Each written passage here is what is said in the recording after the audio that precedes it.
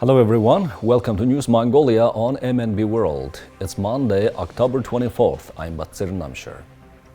From top stories, Mongolian Red Cross Society has provided 8 billion Mongolian tourists in aid over the last 3 years. New Minister of Labor and Social Protection appointed. Japan Film Days 2020 launches on October 25th. For other news, stay tuned.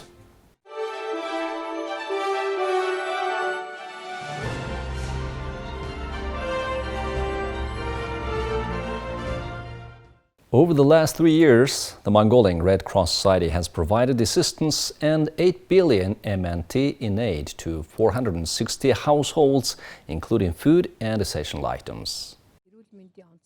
The Mongolian Red Cross Society recently organized a training workshop for its mid-level staff.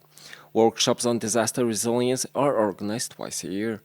During the workshop, staff evaluated measures taken during recent flooding and assessed the humanitarian aid provided. I think it was a very productive workshop. After attending the workshop, we plan to organize 2 months of training for our local staff in Darhud province. For example, our province has suffered from severe winters. Not only has our province suffered from these weather conditions, this workshop allowed us to exchange best practices and experience in working and providing humanitarian aid during severe weather conditions, like Zot. For the last couple of years, we have faced pandemic challenges. In addition, as cold weather approaches, the seasonal flu and pneumonia season is approaching. We plan to activate our cooperation with the volunteers soon and implement tasks for school children and school environments, especially in disinfection and safety matters. We also plan to raise public awareness of providing first aid. People living in rural areas and the provinces might face some challenges and difficulties during winter time. We had a chance to exchange views and discuss our plans for providing essential help and aid to people in need. The Mongolian Red Cross Society is currently cooperating with international and governmental organizations to prevent drought-related livestock loss during severe winters. Now let's take a look at current affairs of Mongolia. Prime Minister of Mongolia Oyun-erdene has appointed the Deputy Speaker of Parliament, Ayursekhun to the new role of Minister of Labor and Social Protection of Mongolia. Ayursekhun was born in Ulaanbaatar in 1975 and graduated from Dokuzyolul University in the Republic of Turkey. He is a member of the Mongolian People's Party and has been the Deputy Speaker of Parliament since 2020. The Embassy of Japan, in cooperation with the Japan Foundation, is hosting Japan Film Days 2022 at Tenga Cinema, commemorating the 50th anniversary of establishing diplomatic relations between Mongolia and Japan. Japan Film Days will screen the Japanese films I Wish, Recall, Picoro's Mother and Her Days, and Tremble All You Want. The screenings are free of charge and taking place from October 25th through 31st.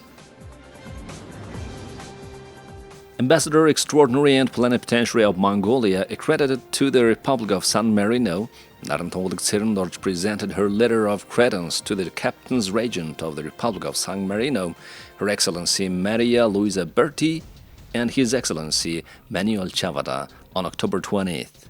Ambassador Narantonglik conveyed greetings from President of Mongolia, Okhna Khurulsukh. The ambassador highlighted that the two countries have maintained friendly relations since the establishment of diplomatic relations in 2007 and expressed his satisfaction with their cooperation within the United Nations and other international organizations, which have advanced in recent years. The Captain's Regent of San Marino expressed their willingness to support expanding and reinvigorating relations and cooperation between the two countries. Last week, the Secretariat of the Parliament of Mongolia organized the Budget 2023 public discussion at Government Palace. Being held for the first time, the discussion brought together members of the Cabinet and Parliament and more than 700 online and in-person participants, including ambassadors, economists and researchers.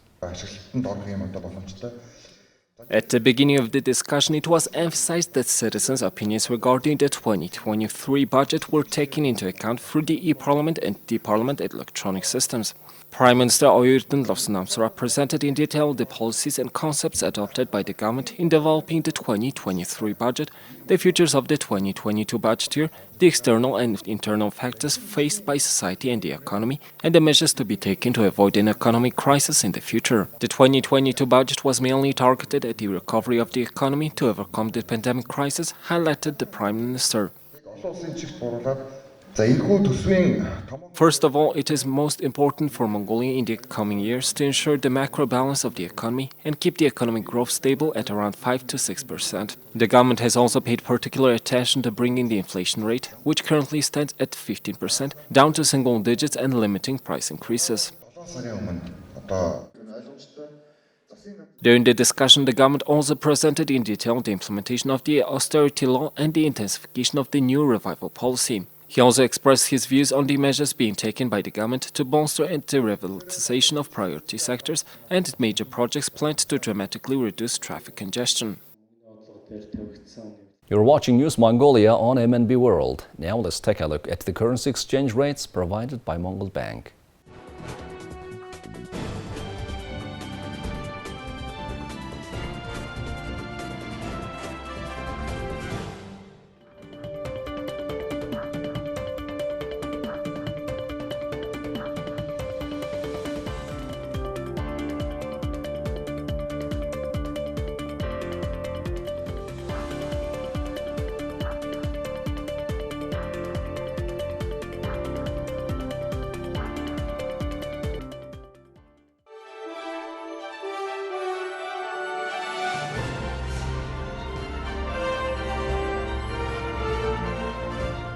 Now let's take a look at international news from our partner agencies.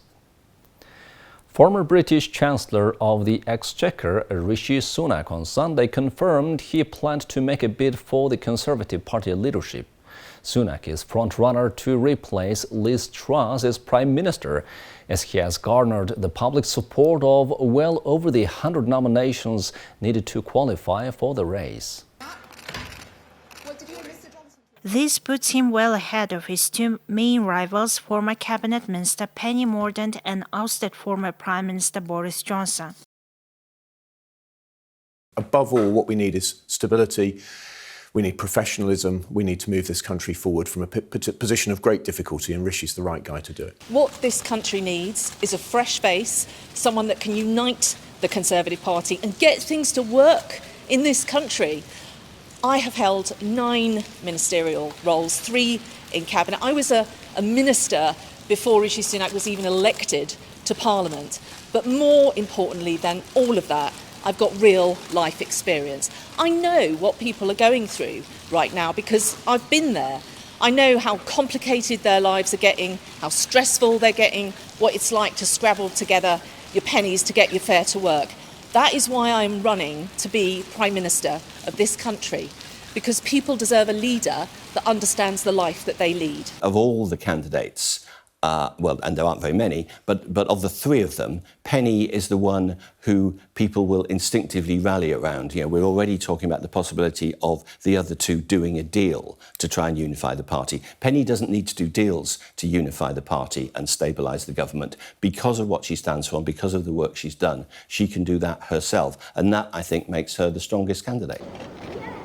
Johnson has not yet officially declared his intentions, but he cut short his holidays in the Dominican Republic to return to the UK. British media reported that he held late-night talks with Sunak on Saturday. Speculation is mounting that the pair could strike a deal to unite the fractured governing party after it was left reeling from Truss's rapid downfall. The Conservative Party has ordered a contest that aims to finalize nominations Monday and install a new Prime Minister. Its 3rd this year within a week. There'll be a large number of Conservatives. Outgoing Premier Mario Draghi passed a small bell to Italy's newly elected Prime Minister Giorgia Meloni in the traditional handover ceremony in Rome Sunday morning. The two leaders exchanged a warm glance as Meloni cheerfully rang the bell for photographers. Following the ceremony, an honor guard in the courtyard of Palazzo Chigi, the Prime Minister's office, gave Draghi his final farewell as colleagues waved to him from the windows. Meloni held her first cabinet meeting after the ceremony. Meloni was sworn in on Saturday as Italy's first far-right premier since the end of World War II and the first woman to lead the government. Her Brothers of Italy party was the top vote-getter in last month's national election. Her center-right coalition allies include the right-wing Leader party led by Matteo Salvini and the conservative Forza Italia party headed by former Premier Silvio Berlusconi. President Xi Jinping, China's most powerful leader in decades, increased his dominance when he was named Sunday to another term as head of the ruling Communist Party in a break with tradition and promoted allies who support his vision of tighter control over society and the struggling economy. Xi, who took power in 2012, was awarded a third five-year term as General Secretary, discarding a custom under which his predecessor left after 10 years. The 69-year-old leader is expected by some to try to stay in power for life. The party also named a 7-member standing committee, its inner circle of power, dominated by Xi allies after Premier Li Keqiang, the number 2 leader and an advocate of market-style reform and private enterprise, was dropped from the leadership Saturday. That was despite Li being a year younger than the party's informal retirement age of 68. On Saturday, Xi's predecessor, 79-year-old Hu Jintao, abruptly left a meeting of the party's central committee with an aide holding his arm. That prompted questions about whether Xi was flexing his powers by expelling other leaders. The official Xinhua news agency later reported Hu was in poor health and needed to rest. Xi and other standing committee members, none of them women, appeared for the first time as a group before reporters Sunday in the Great Hall of the People, the seat of China's ceremonial legislature in central Beijing. The number 2 leader was Li Qiang, the Shanghai party secretary. That puts Li Qiang, who is no relation to Li Keqiang, in line to become premier. The top economic official, Zhao Leji, already a member, was promoted to number 3, likely to head the legislature. Those posts are to be assigned when the legislature meets next year. While there is no clear signals of succession, experts note that only one person on the newly announced standing committee, Ding Xuexiang, belonged to the generation of leaders after Xi Jinping. 刚才我们召开了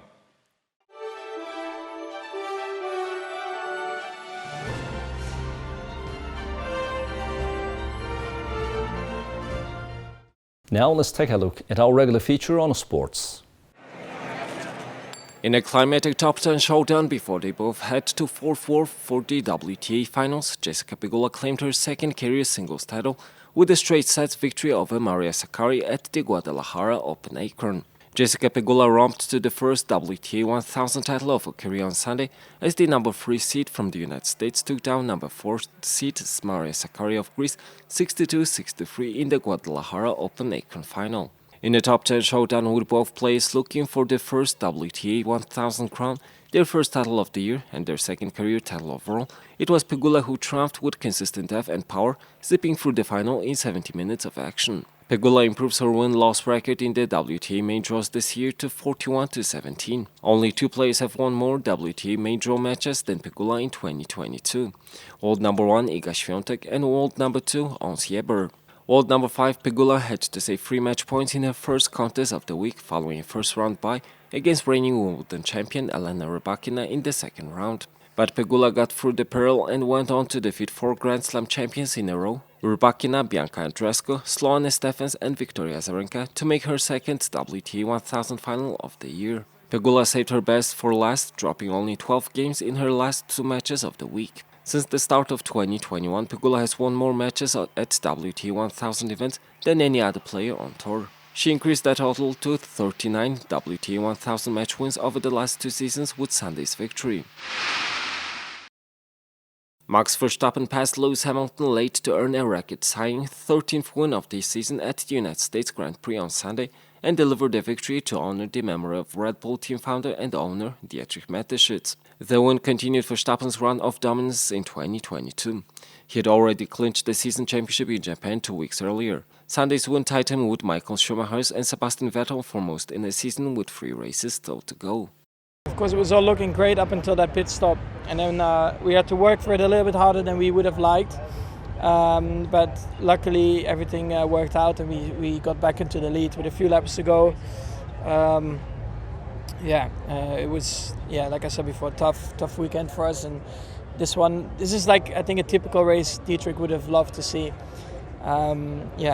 We just pushed till the end. Verstappen's race was nearly undone by a rare slop pit stop by Red Bull midway through the race that dropped him well behind Hamilton. But Verstappen fought back to pass last season's rival for the championship on lap 50 of 56. Verstappen then had to hold off the pasturing Hamilton through the final laps, as his team warned him not to extend track limit that would draw a penalty. Now let's take a look at the weather forecast for the world's major cities.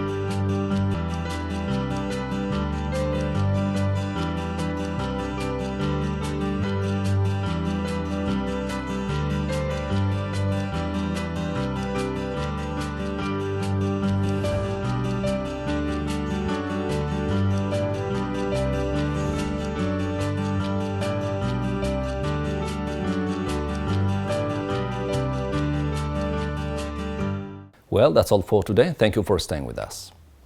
We'll see you on Tuesday with more news and updates. Goodbye.